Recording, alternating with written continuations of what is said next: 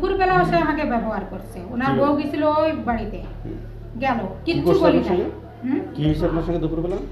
খারাপ কাজ করছে, কিচ্ছু বলি নাই। রাত্রে আসে এই রুমটাতে আমার শুইতে বলছে, এইখানে শুইছি, সেখানে ওই একই কাম করেছে। রাত্রে খারাপ কাজ করছে আমার সঙ্গে। এই মহিলার চরিত্রই খারাপ, ক্যারেক্টার একদমই বাজে। এর আগেও 5টা বিয়ে হয়েছে, সব মানে ফাঁসায় বিয়ে করছে। আমার অভাব মেটানোর জন্য তো ছেলেপেলের দরকার না, আমার তো সে বয়সটাও নাই যে আমি ছেলেপেলে ব্যবহার করে টাকা ইনকাম করে আমার মতন আমি লাইফটা সাজাই নেবো, এমন কিছু না। সম্প্রতি আমার বিরুদ্ধে একটি মিথ্যা ও ভিত্তিহীন অভিযোগ আনা হয়েছে, যা সম্পূর্ণ উদ্দেশ্যপ্রণোদিত। সে আমাকে ফোন দিছে ফেরদাউস ঈদের 3-4 দিন আগে। তখন ফোনটা টেবিলের উপর, আমি খাটের কানিতে বসে, আমার হাজবেন্ড কেবল বাজার থেকে আসে রুমে দাঁড়াইছে। কষ্ট কে ফোন দিচ্ছে, তা আমি বলছি তা তো জানি না, দেখো তো কে। পরে কষ্ট ফেরদাউস ভাই ফোন দিচ্ছে, কথা বলে। ফোনটা রিসিভ করে আমার হাতে দিয়ে সে আমার গায়ে গায়ে বসে গেছে যে কি বলতেছে শুনবে সে। পরে আমি আর আড়াল করতে পারিনি ভাই। তখন এ আমারে বলতেছে যে আপনারা বাড়িতে দুধ খান না আপনারা? তা আমি বলছি হ্যাঁ খাই তো ভাই। তা কষ্টে সাপিউল ভাই খাই? তা আমি হ্যাঁ খাই তো, সবাই খাই আমরা। কষ্টে তা আমারে বললে না, ঘুমের ওষুধ কিনে দিতাম, দিলে ওইখানে ওষুধ খাওয়াই দিলে ওরা ঘুমাই থাকতো, পরে বাইরে এসে আমার সাথে দেখা করতে। আমি আমার তো প্রয়োজন নাই আপনাকে, আর আমার সেই বয়সটাও না যে আপনার সাথে খারাপ কোনো কাজ করা লাগবে, এমন কোনো বিষয় না। তা আপনি এগুলো কেন বলতেছেন? পরে ওই যে আমার হাজব্যান্ড শুনছে, শোনার পরে বলছে যে সামনে ঈদ, 3-4টা দিন, এখন আর কোনো ঝামেলা করবো না, তোমাকেও আমি কিছু বলবো না, তাকেও কিছু বলবো না, তবে তুমি আমার বাড়িতে আর থাকতে পারবে না। এই যে তার মনটা ভাঙছে। ভাঙার পর সে আমার ঈদের 5-6 দিন পরে বেরোয় দেবে। এখন আমি এই ভাইরে ফোন দিছি যে ভাই এখন কি হবে? কষ্টে আপনারা ওরা মাইরেই ফেলে দেবে, আপনি ওইখানে নিরাপদ পাবেন না, আপনি আমার বাড়িতে ওঠেন। ফেরদাউস ভাই পরে এখানে আসছি। আসার পরে দুপুরে মনে করেন 10টা-11টার ভিতরে এখানে আসছি আমি। আসার পরে দুপুরবেলাও সে আমাকে ব্যবহার করছে। ওনার বউ গেছিল ওই বাড়িতে, গেল, কিচ্ছু বলি নাই। কি হয়েছে আপনার সঙ্গে দুপুরবেলা? খারাপ কাজ করছে, কিচ্ছু বলি নাই।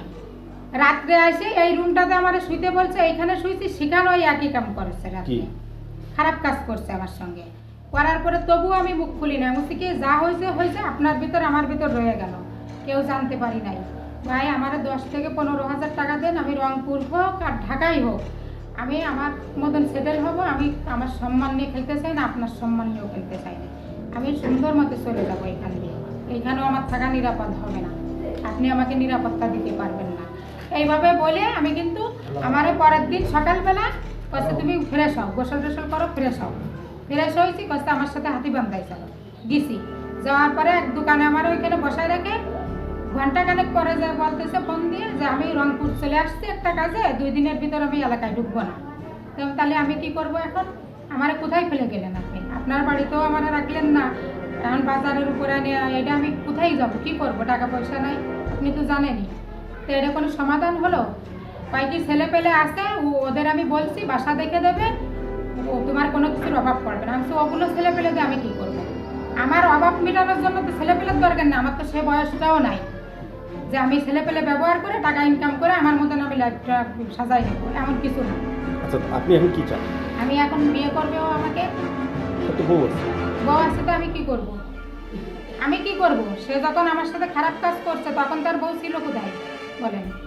তখন কোথায় ছিল বউ? সে যদি বিয়ে করতে না চায় কি করবে? আমি আইনের পদক্ষেপ নেব। এই মহিলার চরিত্রই খারাপ, ক্যারেক্টার একদমই বাজে। এর আগেও 5টা বিয়ে হয়েছে, সব মানে ফাঁসায় বিয়ে করছে। এখানে ঘটকালি আমাদের ওইখানে বড় খাতায় ছিল, পাম্পের ম্যানেজার ছিল লোকটা, উনিও মারা গেছে এই মহিলারই অত্যাচার। আর তারপর পরিচয় ছিল কাজের সাথে, হয়তো অত ভালো মন্দ কিছু বোঝে নাই, ভালো পরিচয় ছিল, যার কারণে এই সাকিউল ভাইয়ের কাছে ঘটকালি করে আবার বিয়ে দিছে। বিয়ে দেওয়ার পরে এখানেও 5 বছর সংসার করছে। সংসার করার পরে এখন ওদের মধ্যে কি বুদ্ধি করছে, ওরা কিভাবে ফাঁসানোর চেষ্টা করছে আল্লাহ জানুক, ওগুলো আমি তো জানি না। এইখানে ওনার হাজবেন্ড নিজে এসে রেখে গেছে যে এখানে 2 দিন থাকবে, চলে যাবে। মহিলা যে এখানে 7 দিন থেকে আছে, কোনো রিপোর্ট দিল না। আর কাল একসঙ্গে কাজী সহ খাওয়া দাওয়া করছে, কাজী রংপুরে চলে গেছে, ওনার কাজে। আর এই মহিলা আপনাদের ডেকে যত অভিযোগ দিচ্ছে মিথ্যা অভিযোগ। আজ আমি গভীর দুঃখ ও উদ্বেগ নিয়ে আপনাদের সামনে উপস্থিত হয়েছি। সম্প্রতি আমার বিরুদ্ধে একটি মিথ্যা ও ভিত্তিহীন অভিযোগ আনা হয়েছে, যা সম্পূর্ণ উদ্দেশ্যপ্রণোদিত। আমি দৃঢ়ভাবে ঘোষণা করছি, আমি কোনো অনৈতিক বা অপরাধমূলক কর্মকাণ্ডের সাথে জড়িত নই। দুঃখজনকভাবে একটি পক্ষ রাজনৈতিক ও সামাজিকভাবে আমাকে হেয় প্রতিপন্ন করার লক্ষ্যে পরিকল্পিত অপপ্রচার চালানো হচ্ছে।